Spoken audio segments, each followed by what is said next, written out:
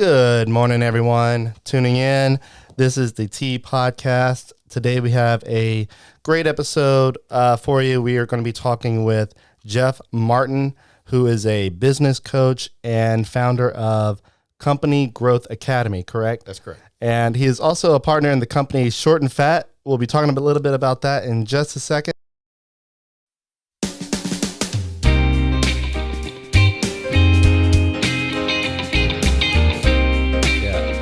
So Jeff, thank you for coming on, man. I always look forward to talking about business, even though I look like a seasoned business owner. I am far from it. I, like most people, are just kind of going day to day with business and trying to do what you got to do to maintain a business. And so it's good to have you to talk about business today. Ben, it's great to be back here with you. Thanks awesome. for having me. Yeah, man. So for those that do not know you, kind of briefly tell us a little bit about yourself and kind of how your 30 years of entrepreneurial journey kind of got you here. Yeah, well, it's been a beautiful road, but it's been rocky. like anybody who's in business knows, we have good times and bad. I was originally from Baton Rouge. Ended up spending 4 years in the military, finishing school at LSU, and then coming back here. And what's funny is over the last 30 or so years, I've had one paycheck job, which is the United States Navy. And so I've always been either self-employed, buying businesses, or starting businesses. And so I love every second of it. So you said you were in the military for 4 years? Yeah. And what position in the military? I was a Navy corpsman. It's like a field medic, but I was stationed with the Marine Corps.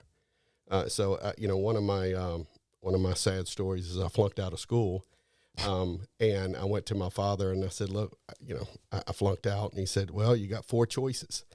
And I said, 4? Four? Yeah, he's Army, Navy, Air Force, Marines. Oh, that sounds like my dad. Yeah, and so I ended up in the Navy, and I was assigned to the Marine Corps as a medic. Okay. And I learned everything from there. Yeah. I know kind of this is a off topic, well, it's not off topic, it's on topic, but it's kind of weird. I don't want to linger on it too much, but what is your thoughts on what's going on right now in Ukraine? I mean, you were in the military. I mean, yeah. And I'm gonna tell you, if you get too deep into the news, you know what I mean, it can really be upsetting and look at everything. But this is getting scary. I know. I know as we sit here today, and not to be overly dramatic, but we're potentially 2 steps away from a big deal, a world war. Yeah, we don't want to do that. No, we can't. And so it's getting scary, and it could potentially affect all of us. Yeah. Sitting here in Lafayette, Louisiana. I mean, it's insane. Yeah. Well, I don't want to linger to that, but I just wanted to get your short thoughts on that. All right, so before we get too far, I do want to mention our sponsors today. So the Music Academy of Acadiana, Acadiana's top choice for music lessons in piano, guitar, voice, drums, violin, saxophone, audio production. So if you want to learn how to play an instrument or even produce music or even a podcast maybe, the Music Academy has you handled. They have about 500 students, I believe it is now, through their enrollment. So great local company founded by Tim Benson, who's a University of Louisiana at Lafayette Music School graduate. It's a mouthful, but it's a title definitely worth earned. They've won several music school awards and local papers and national music school awards as well. Their goal is to make music lessons fun, educational, and to help foster the next generation of musicians and creative thinkers. You can check them out at the musicacademyacadiana.com, which you can see on your screen. You can also go on Facebook, Instagram, and I believe Twitter and LinkedIn. You can find them everywhere. Maybe TikTok too. I don't know, but check them out. And then we also have The Orchard, who is our tech sponsor. They're also Lafayette's only local authorized service provider for Apple. So if you have an Apple device and it is broken, a lot of you guys have broken screens, whether it be on the back or the front. Some of you guys have broken cameras and y'all's photos look bad. Check out The Orchard. They can fix you up. They fix you up directly in line with what Apple says should be done. So they are third party, but with Apple credentials. They make sure it's done right the Apple way. And so we really appreciate them. Check them out. Their website is theorchardstores.com. They have 2 locations. On Ambassador, they have Buffalo Wild Wings, and then one in Karen Crow. It sounds like they have 3. I mean, they have 2 in Lafayette, one by Buffalo Wild Wings, and then one in Karen Crow. So we appreciate them. All right, so Jeff, kind of tell me a little bit about the past 30 years of your business journey. You said you've bought companies, you've become part of companies. One of those companies in particular that some people may be familiar with is Short and Fat. And you said yourself before we went on, you said you are short and fat, even though you're going through a weight loss journey, which congratulations on that. I think you said 100 pounds down from your heaviest, 112 pounds down from my heaviest, but I still have a long way to go. And you know what? I'll be short and short and fat for a while, I think, but I'll always be short. And short and fat, we serve short guys, fat guys, and short and fat guys. And we have loved every second of that. Yeah, that's awesome. Yeah. Tell me a little bit about the I guess the road, 30 years. What are some of the businesses that you became part of aside from Short and Fat? Yeah, when I got out of the military, I went back to school. I went back to LSU. And that was a wild time for me because I was really on a mission to succeed, right? Yeah, like we all are. I got out of the military and I started doing insurance physicals. You know, when you get life insurance, somebody has to come and check you out and give you an exam. But my medical background gave me that perfect opportunity. Fit. Yeah. And so I did that for a while as an independent contractor while I went back to school. Once I graduated, I had the opportunity to buy a small company here in Lafayette that was doing insurance physicals. I did that for 14 years, all in all. Insurance physicals. Insurance, huh? Yeah. Insurance. So paramedical physicals. And we got up to about 24, 25 people paramedics running the roads, doing life insurance physicals. That led us to doing drug screening because we were mobile. That actually led me to founding a DNA testing company. And it's kind of a leap, but because we had offices and because we were mobile and we had collection technicians, when you look at it, I was asked to do some DNA testing collections when it first came out, when the very first DNA labs started doing tests publicly for paternity and other family relationship stuff. I saw that as the next new frontier. Yeah. And so I went to them and I said, look, if I were marketing here locally in Lafayette and trying to sell these to private citizens, would you be my reference lab rather than me being just a collection site for you? And we were the first in the country to do that in little Lafayette, Louisiana. That's awesome. Yeah. So, it was a big hit. And so I ended up growing that and had company-owned stores throughout the South, and then we ended up franchising and took that model throughout the entire country. In a very short time, we were in 44 cities and 20 states in the country. And so that was really an experience. I've had real estate where I've had rent houses at one point. My wife and I had. Yeah, I mean, I think most people who get into the entrepreneurial phase of their life ultimately at some point have rental property.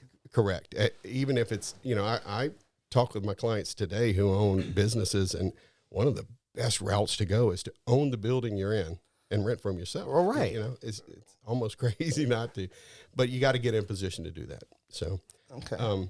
So during my journey, I've had ups and downs. The DNA testing company, if really was a challenge. It was great for a long time until it wasn't. And the market really got cannibalized. It became a commodity, and I got to a point where I just had to find a way out, and I felt like I was trapped, and really that's what led me into the work I do today. Okay. So the work you do today, business coaching, so you're looking to basically help business owners do what exactly? It really get back to living their life. Okay.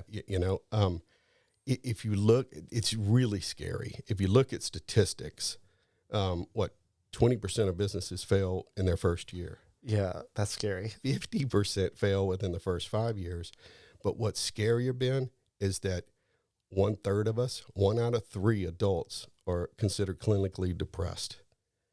45% of marriages fail in America. And I think it's something like 41% of us are obese. I mean, what I believe is our personal scoreboards are wrong. We're out there looking up to see if we're succeeding, and we're so focused on success that we've lost sight of everything that's really important.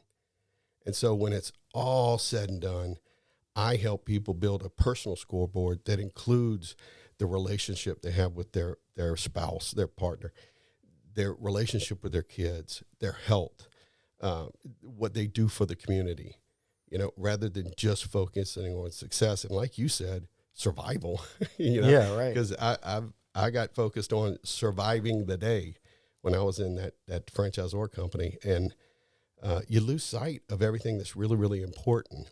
And so my work is to help business owners, and really specifically service providers is my main client, move away from the day-to-day so they can focus on growth, whether that's professionally or personally. Because, look, as service providers, we are the service. We become the service, and because of that, we get so entangled, and all of our systems revolve around us being there. And so there's a point in your career where you go, look, I'm really good at providing the service I provide.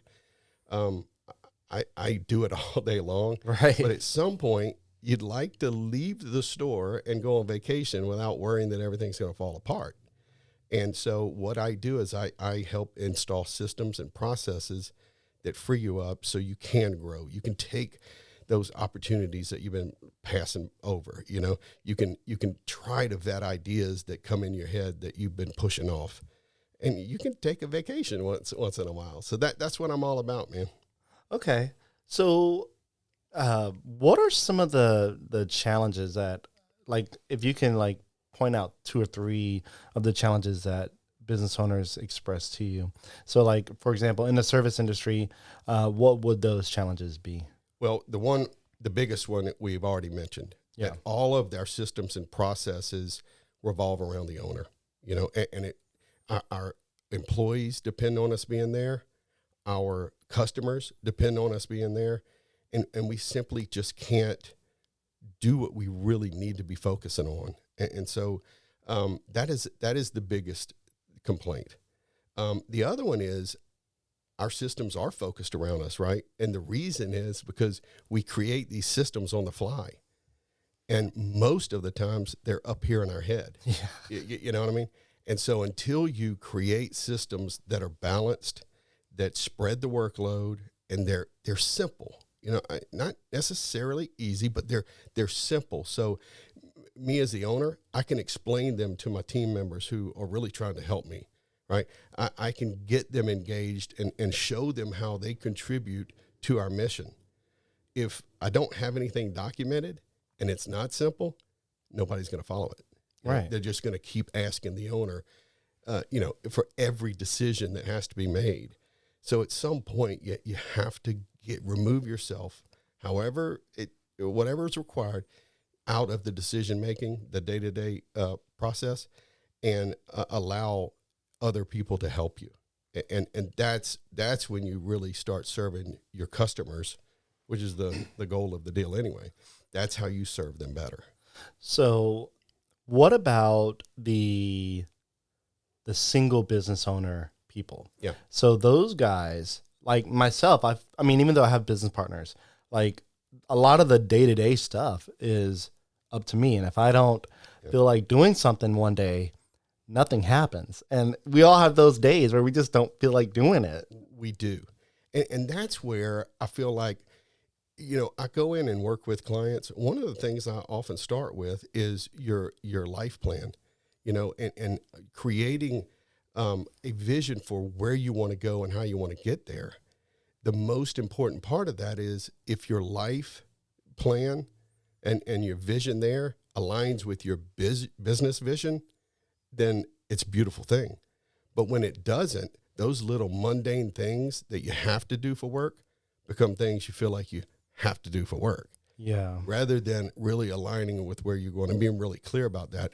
There are also ways today to get people to help you through virtual assistants and things like that, where, you really take those $10 an hour task that you're doing when you should be doing $250, $500 an hour task, right? And so, but it's hard to see that when you're in it, and it's hard to find the solutions when you're so far in your business that you can't see it. So a guy like me, I come in from the outside and go, hey, this is what you ought to do. Yeah, it's a glaring issue. It is, and business owners know it. They just don't know how to do it and balance everything, because they are the solopreneur. They're right there by themselves. So there are many, many ways, and to me, it has so much to do with your vision, where you want to go, the systems and processes you set up, and achieving what needs to be done. I'm a big believer in having one big goal per year and having one small goal every month that you're focused on, that aligns with your vision and moves you forward.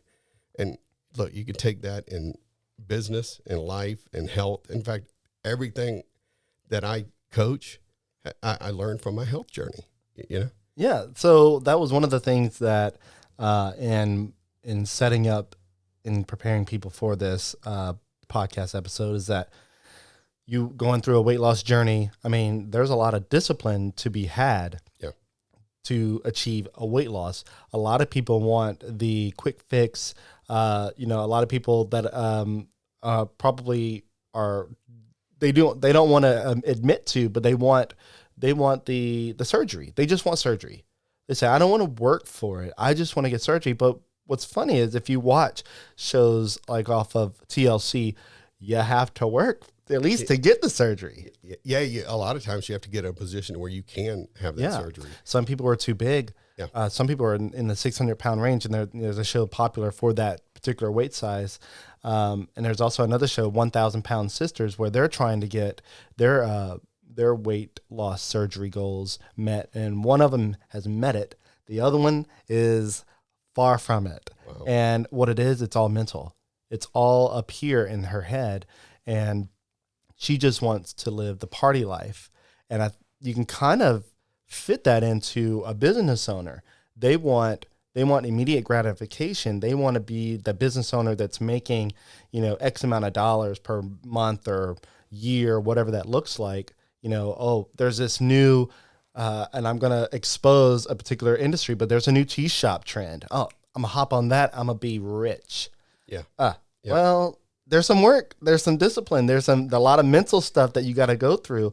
You don't know about all the hours that you have to put in. You don't realize that, all the different taxes and stuff that businesses have to pay. A lot of people are getting into business for the first time and going, this is not what it's cut out to be. Yeah, we have a vision of what we think it is, and it's a lot different.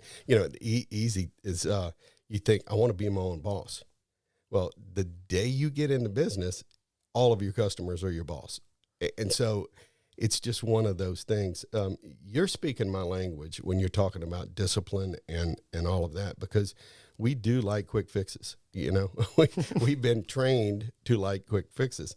And in business and health, anybody who, this is pretty strict here, but anybody who really tells you it's going to be easy or it's going to be quick, whether it's get rich or lose weight, they're not telling you the truth. It's just not the truth. It takes commitment, dedication, work. Or they're trying to sell you something.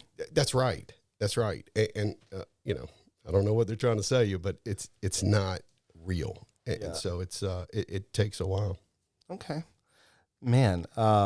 There's a lot to chew on here, and I made a pun, you know, easy to digest. But you know, some of the things that you can take away from just easy everyday business practices, you know, can go a long way. What are like 3 things that you would tell someone looking to get into business? Like if you can give like 20 seconds of free advice, what are 3 things that a new business owner for the first time, green going into it, should do? Yeah. 3 things: clarity, strategy, and action. Okay. You got to get crystal clear about what you want, where you want to go, most importantly, why you want to get there, right? Strategy, you got to come up with a great plan, but not just a plan. It's got to be simple, and you have to be able to execute it. And that's where you take action. With action, it's the baby steps. It's the collection of all the little habits you've created along the way to create those disciplines, to create that confidence that you need to do the next thing. Because so many of us, I may be over 20 seconds. No, you're good. You're good. So many of us, we're either really good at dreaming and we might be great at planning, but if we don't take action, we're not going anywhere. You know, and you might be great at planning and even executing, but if you don't know why you're going somewhere, you're probably going to quit. You know, there's a little bit there. So one of the things that a lot of business owners have, or want to be business owners have, is an idea. Yeah. And they have this idea for years, but a lot of people just don't act on it. Yeah. I heard something one time. Do you know, if you look in a cemetery, do you realize how many ideas are buried in the ground? Oh, God, don't tell me that.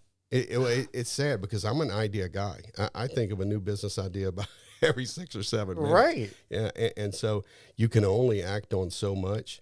And when all of those ideas begin to cloud, and I'm guilty of this, when they begin to cloud your entire goal, ideas aren't always the way to go. And that's coming from an idea guy. Action, you know, what I say is whatever the problem is, execution is the solution.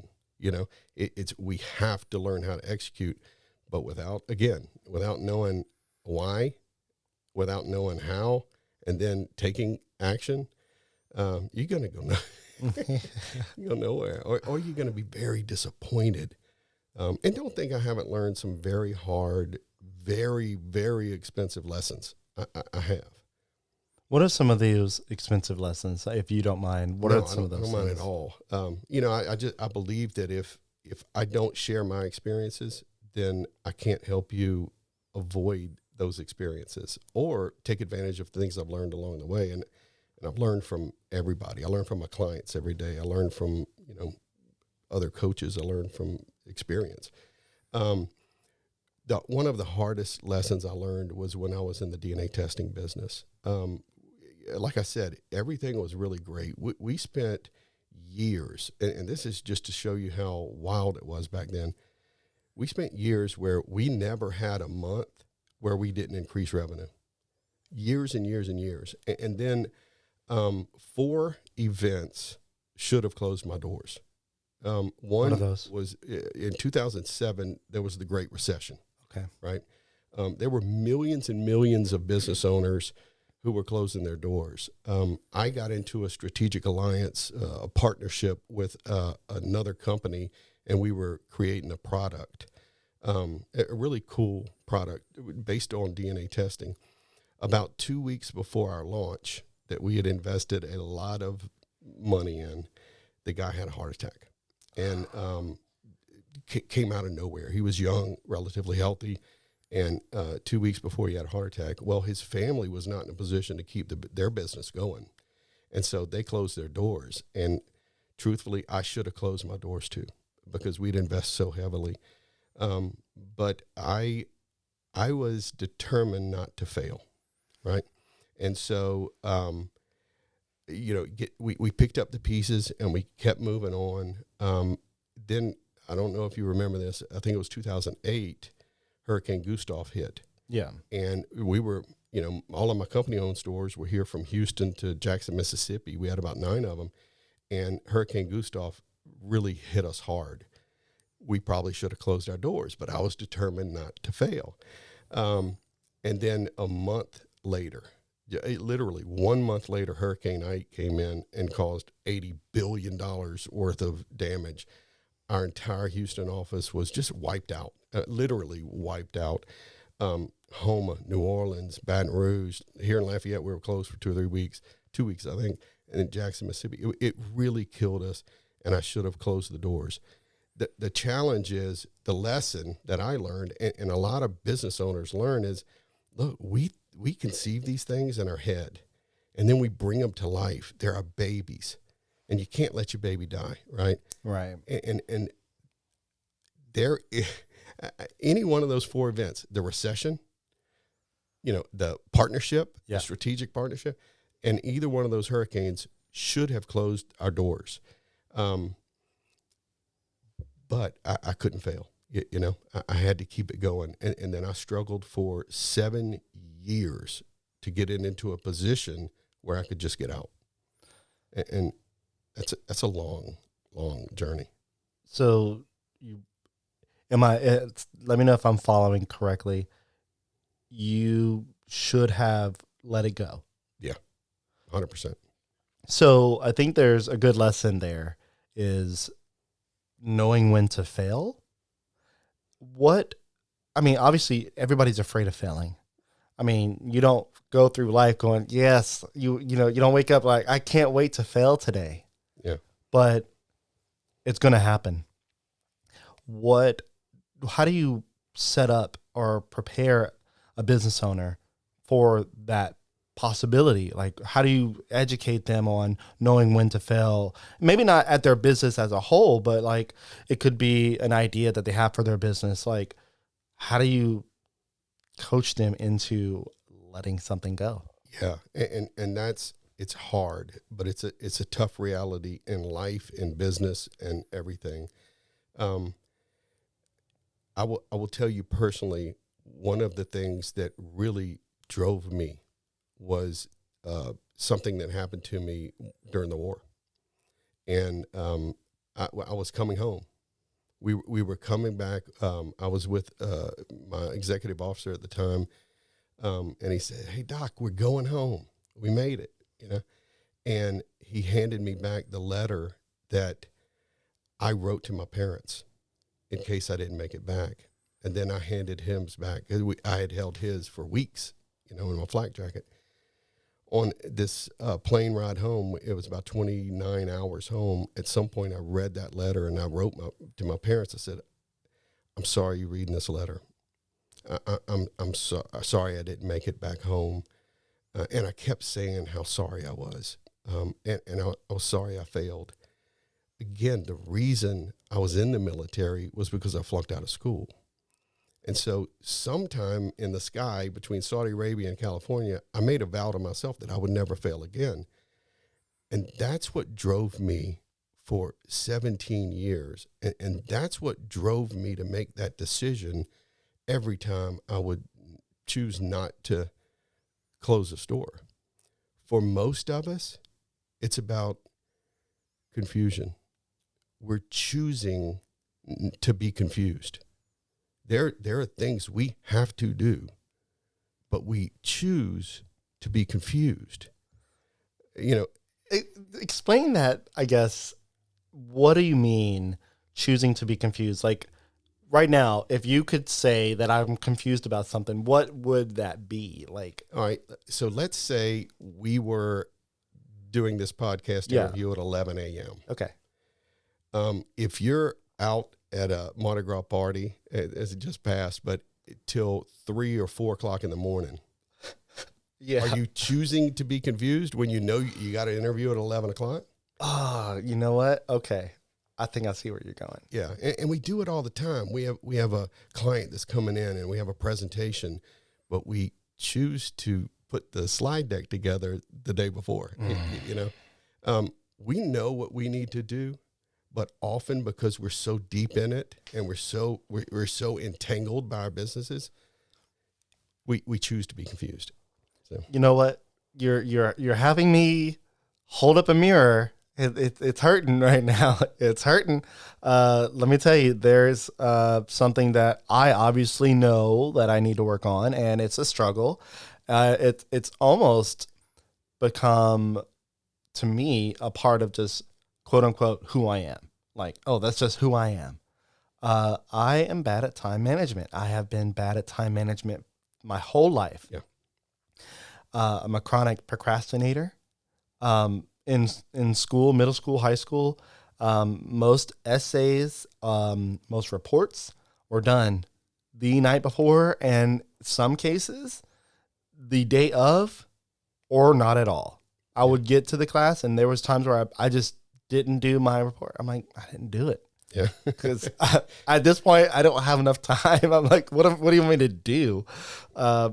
And those hurt. Yeah, And I still punish myself all the time. And my wife says, you need to work on your time management. I'm like, I know I do, but I'm stuck in this procrastination loop. I don't know. It's weird. Yeah, Ben, you may need a business coach. No, but there are tools that you can use, and that's where I go back to action, right? Clarity, strategy, action. It's baby steps, So do the things you know you can do. If I go back to my weight loss journey and like, how did I lose 112 pounds in 6 years? It's because I started with the only thing that I could physically do. Walk. I literally started walking every day. Walking led to walking longer, walking faster.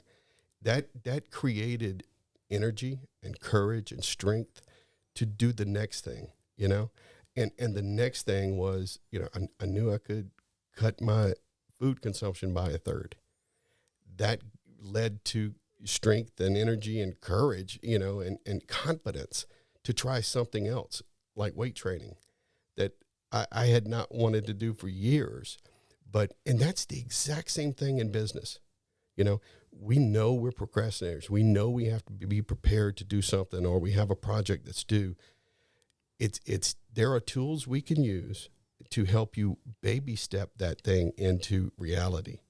And, when you find where you end up saving time because you start new processes and you honor those processes, and you take those habits and you build disciplines, and those disciplines turn into confidence, and confidence helps you reach a little farther the next time you do something. It sounds simple and it sounds easy. It's not easy. Nothing is, but it's worth it. It's really worth it because you earn time back. You arbitrage time and you create it. And that's what I'm talking about. Creating these systems and processes that free you up, that literally save you time. And the time, what are you going to do with it? That's why I go back to the scoreboard. What's on your scoreboard? Are your relationship with your kids on your scoreboard?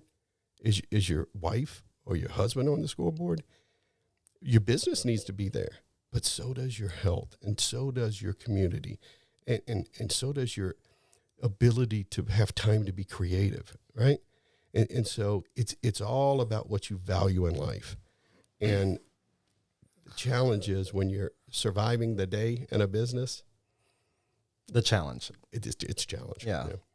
And it's funny. A lot of people go into business or wanting to be an entrepreneur. They have this idea, this fantasy.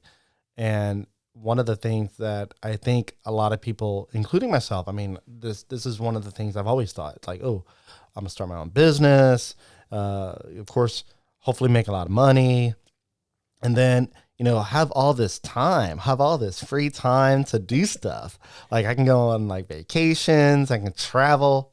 No. Yeah. Like your business becomes all consuming, and especially in the service industry, just in general, I consider what I do a service. I'm working, I'm servicing everything. Like even this podcast is a service because it won't run itself. I have to put in the action, and I don't have anybody else to do it. But I love doing this. This is one of the things. But yeah, I mean, people fantasize like, oh yeah, I'm gonna have so much time, but then they start their business, and then they spend all of their time on their business, even when they don't have to. Some people choose to spend every waking moment on their business, and then they complain that they don't have time for family. They don't have time for a vacation. They don't have time to go have a lunch with a friend. Like that's right. And that's not why you get into business. You get into business for everything you said. And then it can, but it doesn't have to. It can control every move you make. But you got to take control. You got to take that wheel back, man, and you got to put in those processes, put in those systems, and be very, very thoughtful and intentional about what you do. But not to, let me hit it again. If you're really clear and you have a great plan and you're willing to take action, that's the key to the deal. Yeah. So while we're on the subject of your company, which is companygrowthacademy.com, I want to pull it up so that people can see it. So right now the website is companygrowthacademy.com. You can see it on your screen right now. You'll see their logo, of course, a call to action button, schedule a call. It's business coaching for service providers. Move away from the day-to-day so you can be free to grow. Kind of what we're talking about, opening up free time and, being able to do other things with the time that you free up. Of course, I think that's the overall theme, and what we're kind of been talking about right now is being able to utilize that. And so just kind of scrolling down through their website, you can read different things that, they can help you with. And obviously, Jeff would be probably your main point of contact as a business coach. But yeah, so check out their website. They have different pricing pieces here, as you can see on the screen. And then also you can probably get something tailor-made to your fit. But yeah, so tell us a little bit about how you got started in Short and Fat. Like, obviously, there was a goal there. There was a mission of sorts. But how did all that come about? I know we spoke about it it's more than several months. It's like, it feels like several years. It was before COVID. Yeah, before COVID, BC. Yeah. So how did Short and Fat come about, and like what all was involved in that business venture? My wife and I were going to some event where I had to get a shirt that I could wear a tie with. And I ended up in a local department store here in the big and tall section. And, as big as I was, I didn't own a shirt that I could wear a tie with. And I'm in the big and tall store, and, I got a little upset because it was limited selections, white, light blue, black, when I did put that shirt on and I found one to fit my neck, it was huge everywhere else. I looked like a kid wearing my dad's shirt, And so I said, baby, I told you, I think of a new business idea about every 6 minutes. I said, baby, I'm not big and tall. I'm short and fat. and I said, it was like the angels sang down from heaven, shortandfat.com. And I said, I'm going to start a business called Short and Fat. And she said, after the experience I had in my DNA testing, she said, Jeff, no more businesses, right? Right. And so I let that idea, I didn't let the idea go. I let it go. And Simmer. Then I meet my business partner, Blake Adams. Blake he's funny. He's smart. He is very intentional about the clothes he wears. And so I asked him, I said, man, where do you find clothes to fit you. And he said, look, it's horrible. I got to search the internet for weeks. I go into these department stores in the husky department because he's about 5'2", a little under 200 pounds, you know? So I started asking him, what if there was a store that you could put your measurements in, choose from a bunch of selections, and get them made to measure? What if we custom or we tailored it to short guys, fat guys, and short and fat guys? And I said, look, man, what if you were the face of that company? It was done. Oh yeah, you know, right. Blake is awesome. You know, he's so talented behind, in front of the camera and all that stuff. And so we started Shortandfat.com. We went through a couple of names, chubbyandstubby.com. We thought of shortandstocky.com. What made you land on Short and Fat? Well, I had already said I want it to be shortandfat.com. But I had to negotiate to purchase the URL. I already bought the other URLs. And so when I approached Blake, we were sitting at a bakery and slightly embarrassing, all those good startup stories happen in garages Exactly. and bars. We were scribbling on a powder sugar covered napkin, Perfect. Which, I don't lose any of the irony on two short and fat guys in a bakery. We were sitting there and I said, do we really want to call ourselves short and fat? And he just got upset and he said, Jeff, we're short and we're fat. Own it. And honestly, that's a big part of my weight loss journey, not to get too far, but that's when I said, I got to take personal accountability. I got to own every decision I make. I got to own who I am, who I'm not, where I'm going, you know what I mean? Yeah. And so we got a lot of advice to reconsider whether we were going to go with shortandfat.com, and we owned it. We're short, we're fat, and we're all right with that. Was some of the hesitation on that it sounded offensive? Yeah. Okay. Yeah. And what happened is we finally decided, we're new. We have to get attention. Yeah. Right. And so our thing, and this is one of the things I do with any business. I get down to, what are you selling? Like, what are you really selling? And in the end, short and fat, we're selling clothes, but we're selling confidence. There you go. Right. And when I'm looking at that and we're going, all right, I need to get the attention because I'm short and I'm fat and I know it. Right. It's not going to hurt my feelings if you say, man, you got a few pounds to go, It's reality, right? And most of our guys, because Blake and I both live it every day, and we know how hard it is to find clothes, we know the realities of being short and fat. We know that our customers, they get it too, and they're realistic. And so we decided to go with shortandfat.com and Short and Fat as a brand.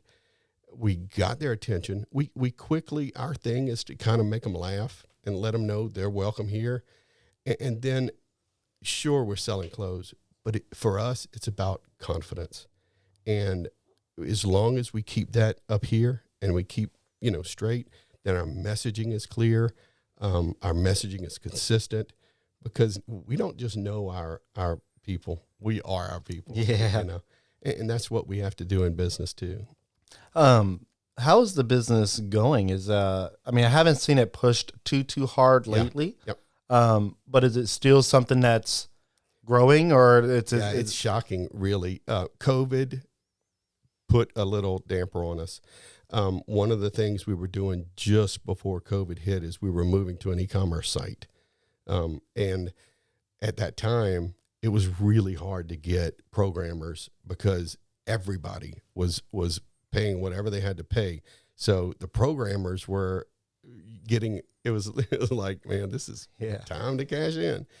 And so we have been kind of stalled on the site. We actually, hopefully when people listen to this, they'll be able to go and see the new site. I would say next week, mid-March, we're going to have a brand new e-commerce site. Because of that, we also we didn't market much. And if any. Blake is pretty good about that. But we kind of just said, let's survive, right? He's a financial advisor. I'm a business coach. Thank God we set up a recurring revenue system, a shirt club. But if you think about it, we might have needed shirts for webinars, and Zoom meetings, but we didn't need pants or suits or anything else, right? And so, but for our subscription service, the Shirt Club, who knows? We may not have made it, but we did, and we've grown. And we've had folks that have been with us for 4 years. They get a shirt every quarter. So, some of them get a shirt every 2 months. That's fascinating to me. Yeah. But it says a lot about our quality, our customer service, and they're part of something bigger than them. They're part of people who care, and we do. So I do appreciate you asking for that. You will see much more activity soon, and I'm very thankful for that too. But it's been a journey.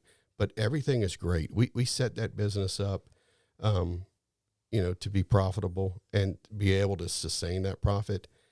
And I'll be honest, Ben, a lot of that came from the lessons I learned through failure. Right. I mean, obviously, that's something that you would probably, of course, use. Yeah. So you mentioned the website will be changed over pretty soon, but for now, I want to show people what the website looks like at the moment. And so probably at the time of listening to this, perhaps it'll be a week or 2, 3 weeks that you listen to this podcast. But for now, this is what the website looks like. It is shortandfat.com. That's SHORTANDFAT, exactly how it is said and the exact words. There's no shorthand on the words. It's shortandfat.com. Their logo has what looks to be Blake's. Blake is literally the face of the company. Yeah, he's got his face in the logo. So, and it's a sleek looking character there. So right now the website, pretty simple, has browse fabrics. You have an about us, you have a single shirt, or join your membership. So, and you have kind of just a how it works, a 3-step process. And then you have some of the catchy little things like no catch, no long-term commitments, and then no bull shirt guarantee, which is kind of fun, kind of catchy. And then there's a video with your partner Blake laying on a hood, and I've seen this video several times. It's always fun to watch. So there's several different things, and there's a video further down with you and looks like Blake's fingers over your lips. So yeah, a fun website, but definitely continue to check out their website over the next month or so to see whenever they change over and go full e-commerce on it. So that'll be kind of cool there. Yeah. So we're at about 50 minutes. It flew by. It really did. Yeah, it always does. What are some of the things, if any, that we left off or didn't mention that you'd like to touch on before we go? Keep doing what you're doing. These business owners, we get into these positions where we're just surviving the day. There are communities out there that you can be a part of. We feel like we're on an island by ourselves. Give me a call, and maybe we connect you with something or somebody to where you don't feel like you're out there all alone. And if you find yourself feeling trapped in your business, reach out, because again, you're not alone, and there are tools, there are systems, there are processes that you can employ that would really give you freedom, because we just want to get back to the reasons we started a business in the first place, and it's freedom, freedom to make the decisions, freedom to, be able to move, geographic freedom, emotional freedom, financial freedom and decision freedom, right? You know, it's really important to us, but we lose all that freedom when our businesses take control of our lives and call all the shots. So just reach out. Awesome. Well, Jeff, I enjoyed the time spent and the information. I feel like I need to go work on myself on my time management, because there are times where I know I need to do better. And I think as business owners, entrepreneurs, whatever you want to call yourself, even if you're not a business owner or an entrepreneur, maybe you're a college student who is going to college for something that's not business related at all. These are some practices that can be applied to just everyday life. Absolutely. And it's the reason I exist. Exactly. So. Well, yeah, man, congrats again on the weight loss journey. I really appreciate you coming on and telling us about what you do and what you offer, and kind of providing some insight to how people can better their life. Thank you, Ben. I really appreciate the opportunity to. Yeah, man, I appreciate it. Well, look, you have a great weekend, and as well as everybody listening, have a great weekend. And it is March, apparently the lucky month. So go make something happen, and we'll see you on the next one. All right, Jeff, have a good one. You too, man. Thanks.